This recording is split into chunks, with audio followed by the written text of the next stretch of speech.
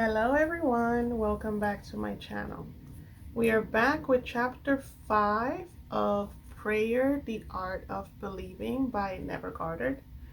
And chapter 5 is very long, so we're going to split it in two because I don't want this video to be so long. Like regularly they're already kind of longer than I wanted them to, so it'll be two parts. Part 1 will drop this week and part 2 will be next week. So let's get into it. Chapter 5 is called Law of Thought Transmission, and it says, He sent his word and healed them and delivered them from their destructions. He transmitted the consciousness of health and awoke its vibratory correlate in the one toward whom it was directed. He mentally represented the subject to himself in a state of health, and imagined he heard the subject confirm it. For no word of God shall be void of power. Therefore, hold fast the pattern of healthful words which thou hast heard. He said, for no word of God shall be void of power. What does that mean? It means every spoken word, every word inside your mind and spoken out loud has power. Be very careful with your mental diet and the things that you think about, because every thought has power. To pray successfully, you must have clearly defined objectives. You must know what you want before you can ask for it. You must know what you want before you can feel that you have it. And prayer is the feeling of the fulfilled desire. So what do you want? Start there. It does not matter what it is you seek in prayer, or who it is, or whom it concerns. You have nothing to do but convince yourself of the truth of that which you desire to see manifested. Let me repeat that. It does not matter what it is you seek in prayer, or where it is, or whom it concerns. Specific person, ding, ding, ding, ding, ding. You have nothing to do but convince yourself of the truth of that which you desire to see manifested. You convince yourself by repetition, by being consistent, by persisting. When you emerge from prayer, you no longer seek, for you have. If you have prayed correctly, subconsciously assumed the reality of the state sought, and by the law of reversibility, your subconscious must objectify that which it affirms.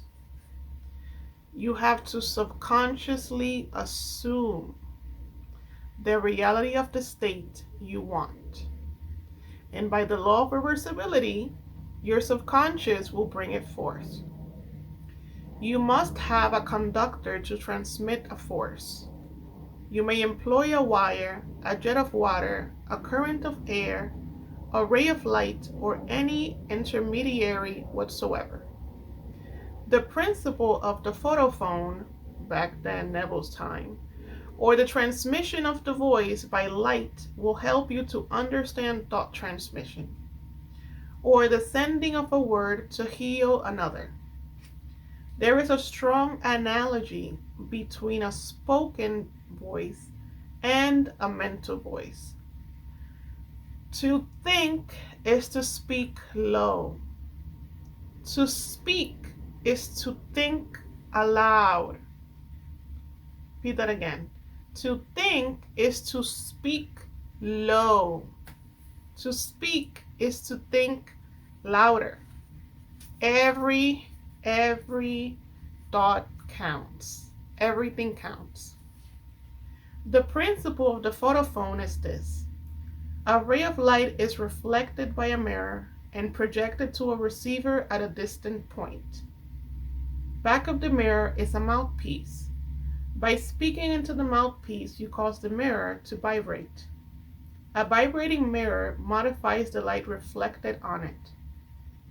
The modified light has your speech to carry, not as speech, but as represented in its mechanical correlate.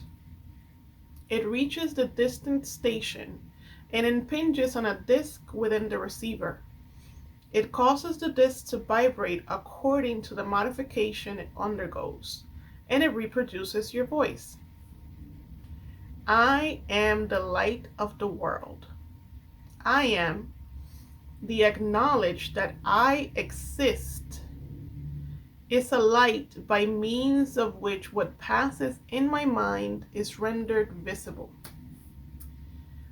Does that make sense? I am the light of the world. I am. Just because I exist, just because I am,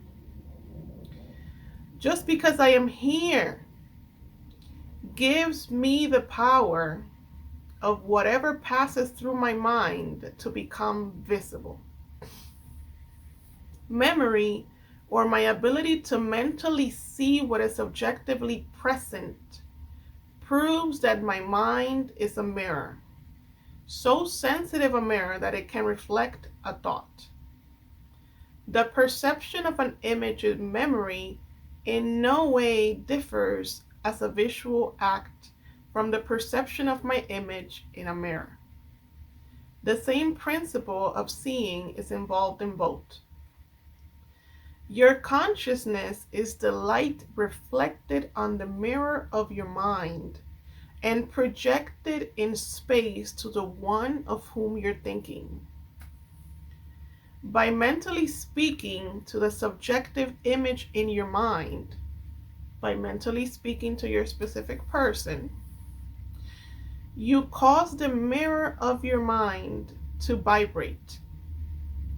Your vibrating mind modifies the light of consciousness reflected on it.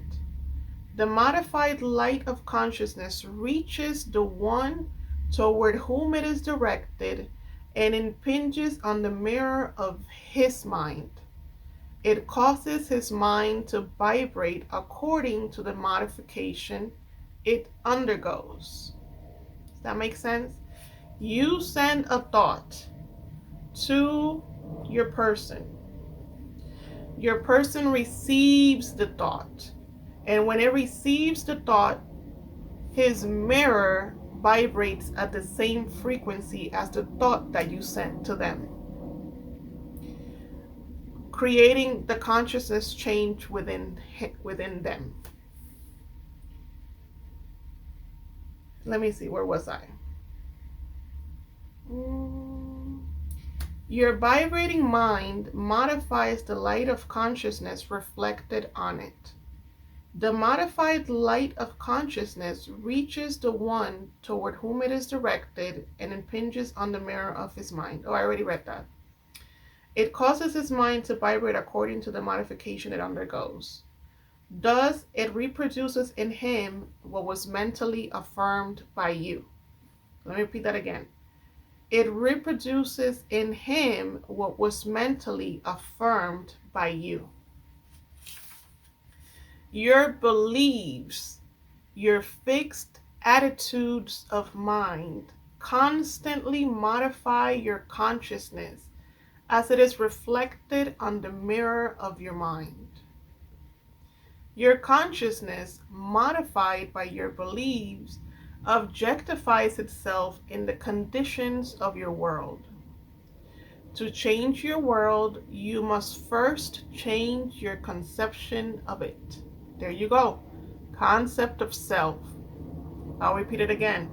To change your world, you must first change your conception of it. Because your mind is a mirror. And every belief, every fixed attitude of mind is constantly being reflected back in your mirror. Your mirror picks up your images, your beliefs, and it just sends it through. It's a reflection. To change a man, you must change your conception of him. And then we also know we need to change our conception of us in regard to them. You must first believe him to be the man you want him to be, and mentally talk to him as though he were. To change a man, you must change your conception of him. You change his story. You must first believe him to be the man you want him to be, and mentally talk to him as though he was already the man you want him to be. All men are sufficiently sensitive to reproduce your beliefs of them. When he says men, he's not just saying men, he's saying everyone. Just an FYI. Therefore, if your word is not reproduced visibly in him toward whom it is sent, the cause is to be found in you, not in them. As soon as you believe in the truth of the state affirmed, results follow. Everyone can be transformed. Every thought can be transmitted. Every thought can be visibly embodied. As soon as you believe in the truth of the state affirmed, that's why there's no one to change but self. You need to brainwash yourself. You need to, what's the word he used here? You need to convince yourself first. And as soon as you convince yourself, it manifests for you. Subjective words, subconscious assumptions, awaken what they affirm. They are living and active, and shall not return unto me void, but shall accomplish that which I please, and shall prosper in the thing whereto I sent them.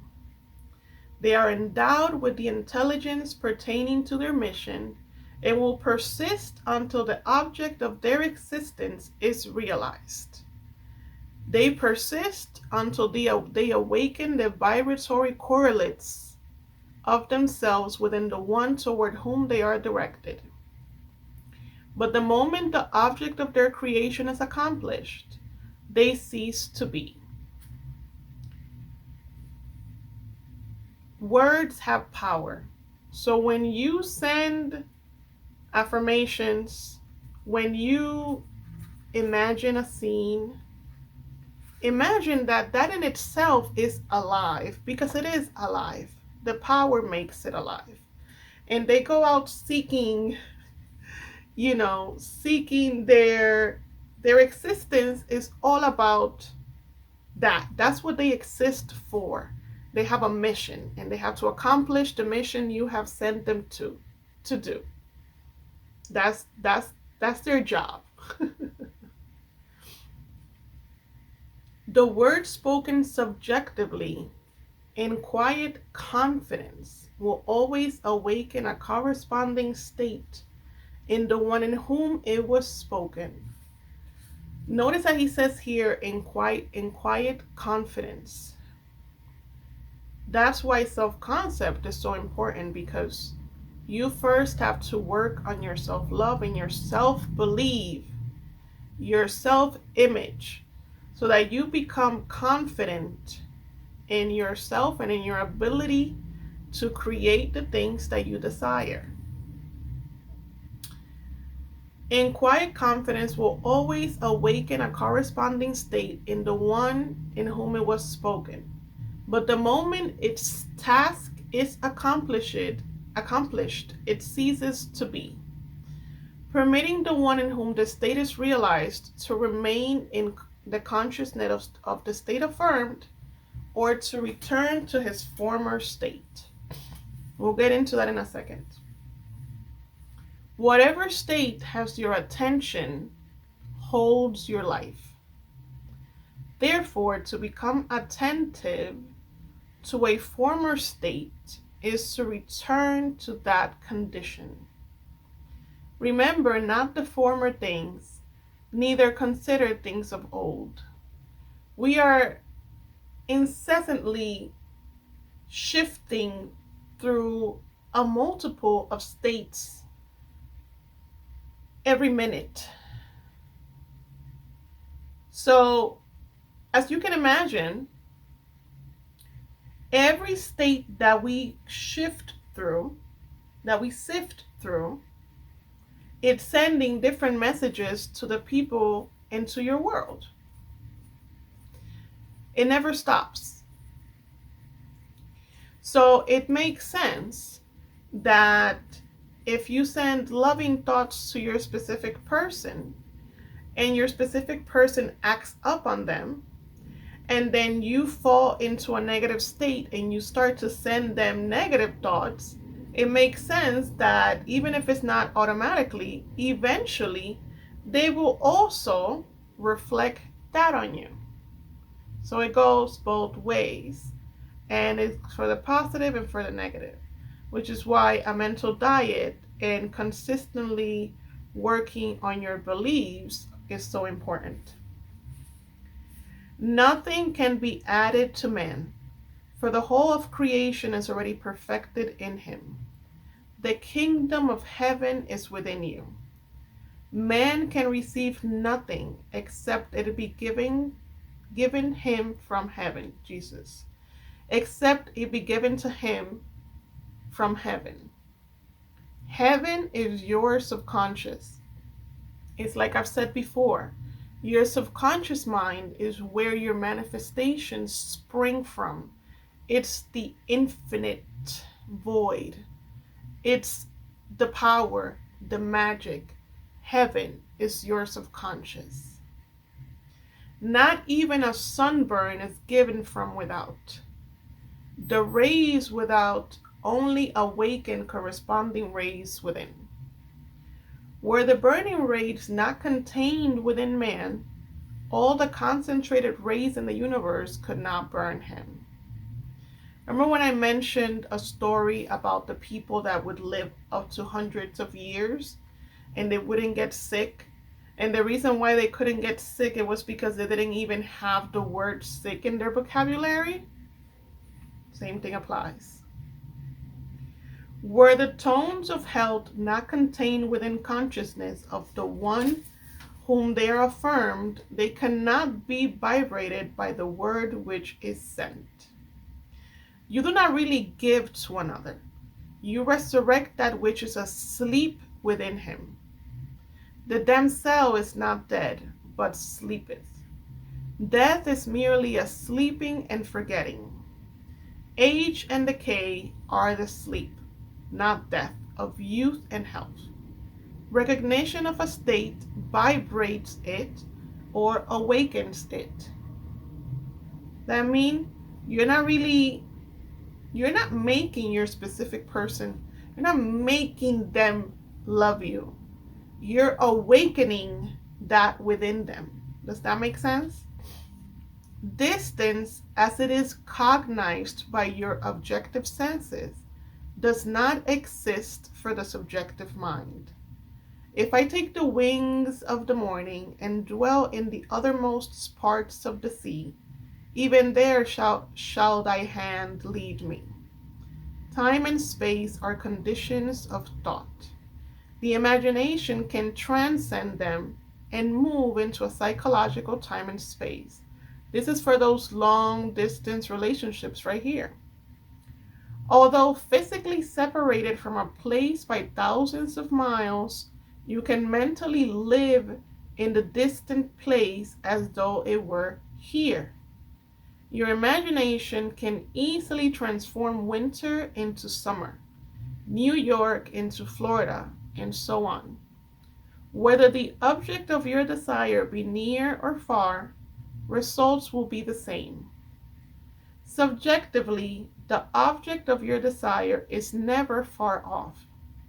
Its intense nearness makes it remote from observation of the senses. It dwells in consciousness, and consciousness is closer than breathing and nearer than hands and feet. It's right here. Consciousness is the one and only reality. All phenomena are formed of the same substance, vibrating at different rates. Out of consciousness, I as man came, and to consciousness, I as man return. In consciousness, all states exist subjectively. We live in a multiverse, yo, and are awakened to their objective existence by belief. The only thing that prevents us from making a successful subjective impression on one at a great distance, or transforming there into here, is our habit of regarding space as an obstacle. Your specific person is within you. The whole vast world is within you. They're not separate from you. Jesus, the type of faces I make. They're not separate from you. They're all within you. And that is part 1 of chapter 5. I just love Neville, as you guys know. Leave me any comments below. As always, my information is in the description box below. If you need my help or support, if you need coaching, guidance, I can help you. And until next time, bye.